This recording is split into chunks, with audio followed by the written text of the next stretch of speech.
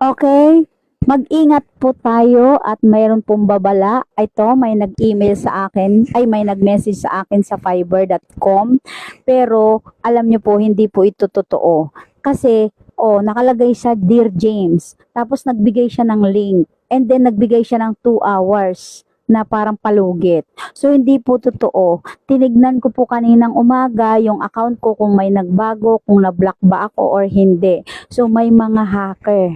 May mga hacker po na pumapasok. Tapos, nagme-message sila, nagbibigay sila ng link.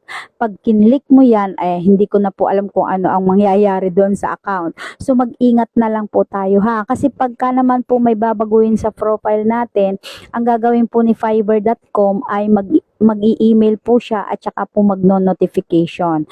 May mga gumagaya lang po sa kanya. Hindi po ito yung totoong Fiverr ha. Kasi po siya ay ginagamit